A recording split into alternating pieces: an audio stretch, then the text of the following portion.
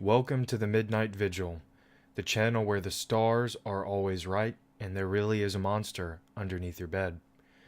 This is the third episode of From the Ether, the series where I discuss hauntings and paranormal activity. As usual, I will discuss the history of the haunting, give my impressions and speculations, and close with its overall legacy. This is an audio-only episode like most of what I've done so far on the channel, so feel free to minimize and go about your business. Tonight I'll be discussing the Myrtles Plantation. Of the many things that call the mind back to the time before the war, surely the southern plantation, majestic and sprawling, represents one of the most well-known and recognized icons of that time period. It was the time of cotton and prosperity, of the glorious South, but it is often said that great empires are built upon the misfortune and misery of the lower classes that are exploited and mistreated on that path to glory. Located in St. Francisville, Louisiana, the Myrtles Plantation has stood for over 200 years, a period of time that was witness to great political and social change, and even saw the bloodiest, most violent conflict in all of American history. The Myrtles Plantation stood silent through it all, but if reports are to be believed, the restless spirits of the dead who linger there have plenty to say about the tragedy and horrors they witnessed. The house was built by Revolutionary War General David Bradford in 1796 in what was originally a Spanish colony. General Bradford was fleeing justice for his participation in the Whiskey Rebellion, and he lived there alone for many years before he was officially pardoned by President John Adams. After his pardon, General Bradford brought his family with him to live on the plantation. After the death of General Bradford, ownership of the plantation, which at the time was referred to as Laurel Grove, passed to his daughter Sarah Woodruff and her husband Clark. Their marriage, initially a happy one that produced 3 children, would quickly sour and end in tragedy. According to legend, Clark Woodruff and Chloe, a slave who worked on the plantation, began an illicit sexual relationship which lasted for several years. Clark eventually caught Chloe eavesdropping on a private family conversation and cut her ear off as punishment. He forced her to wear a turban, usually described as green, to cover up her disfigurement. Wanting to either get back at Clark in revenge or in an effort to manipulate her way back into his good graces, Chloe allegedly boiled oleander, an extremely poisonous plant, and used the extract in food for the family. Sarah and 2 of the children died as a result of the poisoning, and the other slaves, fearing Clark's retribution when he discovered the truth, hanged Chloe until she was dead and threw her corpse into the Mississippi River. The house changed hands a few times and came to the next notable owner, Ruffin Gray Sterling, who purchased Laurel Grove in 1834. The Sterlings were a wealthy family who owned plantations on both sides of the Mississippi River, and as such needed a home befitting of their wealth and status in the community. Sterling flew in expert craftsmen from Europe to oversee the renovations. All the original walls were knocked down, a southern section was added, the roof was extended, a gallery was added to the front of the home, and ornate moldings were added to the ceilings. In all, the renovations nearly doubled the size of the previous home and was renamed to the Myrtles, a title which took its name from the local plant that adorned the property, the myrtle. Tragedy would soon fall upon the Sterling family, as just 4 years after the renovations were complete, Ruffin Gray Sterling would be consumed by tuberculosis. During that same year, the oldest child of the family, Lewis, would die as well. In fact, of the 9 children, only 4 would grow old enough to marry. The Great War, in which brother fought against brother, visited the Myrtles as well, and was not kind to the Sterling family. Union soldiers ransacked the plantation, and the family's wealth was quickly depleted due to the economic hardships produced by the war. Eventually, the house would fall to the possession of one of the Sterling daughters, Sarah Mulford, and her husband, William Winter. Their story is fairly tragic as well, as one of their daughters, Kate, died at the age of 3 due to typhoid. According to legend, the family called upon a slave from another local plantation to heal the child. A voodoo ritual was allegedly performed in the home, but was ultimately not enough to save Kate. Cleo, the voodoo priestess, was hanged by the Winters family, who held her responsible for the death of their child. After the war, William Winter was murdered in the house. Winter was teaching a Sunday school class in the gentleman's parlor of the home when a man on horseback approached the house and announced that he had business with Winter. Winter went outside and was shot.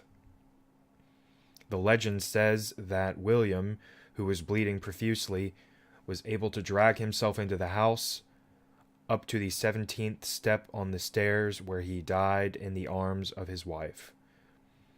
Winter's killer was never identified.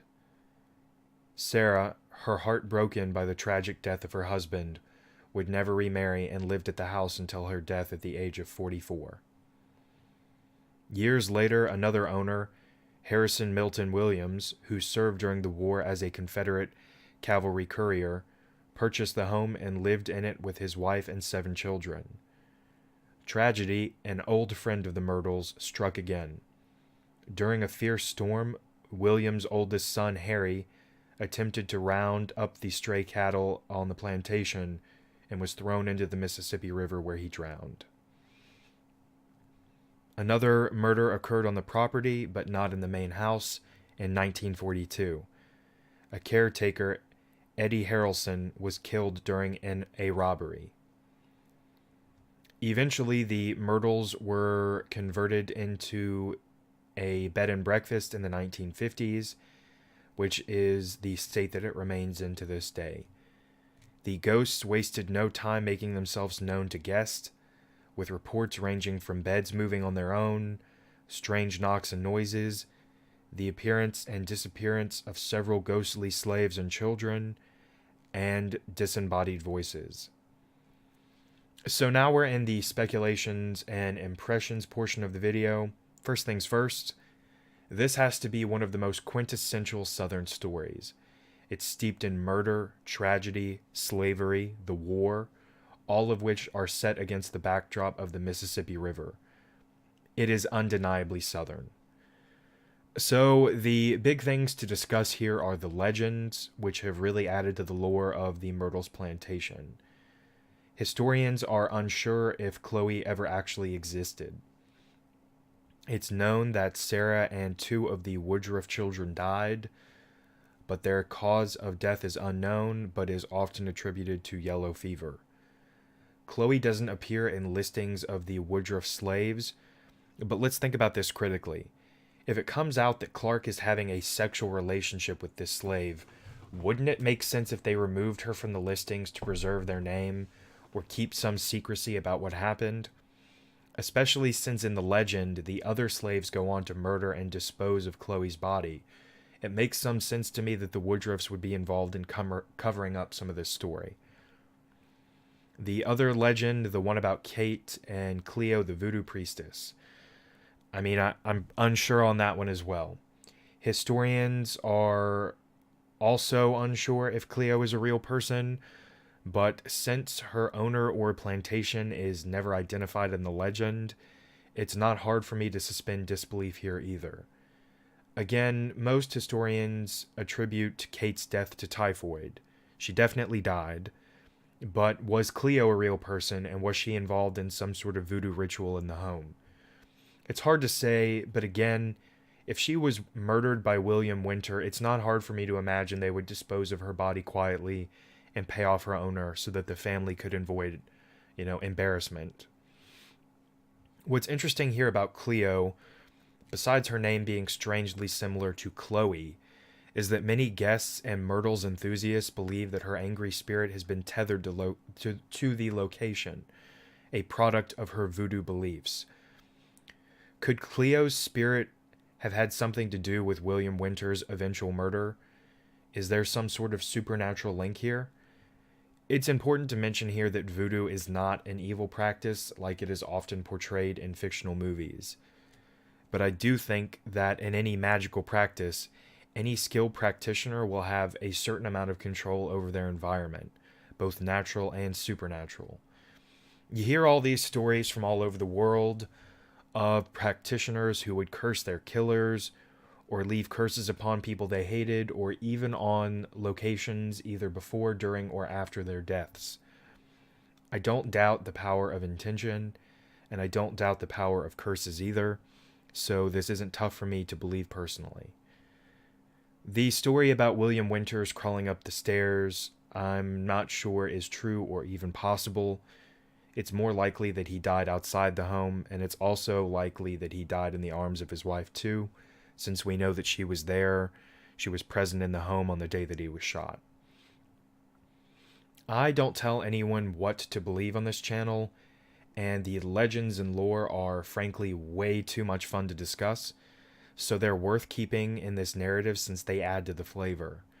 What I will say is that it doesn't matter at all if any of these legends are true. It really doesn't. Historians have disputed these three instances, but it doesn't matter because people are still seeing these entities, are still experiencing them, are still hearing the footsteps stopping on the 17th stair. Were these instances real, like how most people say that legends derive in some part from the truth, or are they totally fictional? It's weird because I've seen some narratives say that these legends didn't really exist until the 1950s when it was converted to a bed and breakfast, and we're supposed to believe that the owners that converted it to a bed and breakfast did so to sort of drum up publicity about the home. But it doesn't really make any sense to me because the 1950s was a lot different, then than it is now. Now you see a lot of these hotels and places embrace their haunted history because they can find like a niche group that they can get patronage out of. But in the 1950s, I really think that if you started saying you were seeing ghosts and voodoo rituals and stuff like that, I find it kind of hard to believe that you would knowingly use that in a marketing campaign. It just doesn't really fit in with 1950s culture. And if we take a look at Louisiana culture in the 1950s, does it really seem that believable that, a deeply Southern culture rooted in Christianity would really go crazy and want to spend money in haunted houses, especially if voodoo is involved? I just don't really know, but that's like the alternative explanation that I've seen given for these three instances in particular. How could people see these things and experience them if they're all fake, though? An idea I've often subscribed to is the idea of thought forms, or tulpas. If enough people hear a story, hear a legend, and believe in it, their mind and belief can shape reality and create those things. There are also all kinds of stories about people hearing and seeing and experiencing hauntings from fictional ghosts and fictional entities. Too many people have seen these things in too public an area to dismiss these claims as lies or an overactive imagination. And if those three instances of legend run amok in Myrtles are all fake, it doesn't really matter that they're fake because the house is obviously being haunted by those legends. Cleo, Chloe, and the footsteps have been witnessed by many, many different people, many different times. It's been seen, it's been reported too many times for it to all be fake. Whether they were real or not, they've added permanently to the lore and the perception of Myrtles in the public eye. Finally, we're at the conclusion of the video where I discuss the legacy of the haunting, in this case the Myrtles Plantation. Myrtles is undeniably one of the most haunted locations in America, and many listings place it in the top 10 locations in the country. The Myrtles Plantation has a 4-star average on TripAdvisor with almost 800 reviews counted, which just goes to show you that excellent customer service can in fact overshadow and overcome the vengeful spirits of the dead. Numerous books and novels have been written about and have featured the Myrtles Plantation, notably Ghost Adventures, which is lovingly referred to as Ghost Bros by my family, visited the location in a 2014 episode. Zach Bagans and company described the nature of the hauntings and discussed the legends surrounding the house, and they collected a whole bunch of audio and video evidence of their investigation. It's well worth watch, as they do a pretty honest job of trying to get to the bottom of the haunting, and the Ghost Adventures crew really... What's interesting is it's not just drummed up for views, because even they question the nature of the voodoo priestess story and whether or not Chloe was even real.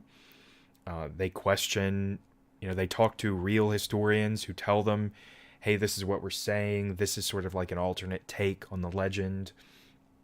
So I think it's definitely worth watching. Feel free to check out the video because I'm going to leave a link to that episode in the description. That's all for now, though, folks. Thanks for watching. If you like the video and you're new here, consider subscribing if you like this kind of content. And if you have a Twitter, you can follow me at Midnight Vigil. I will see you guys next time.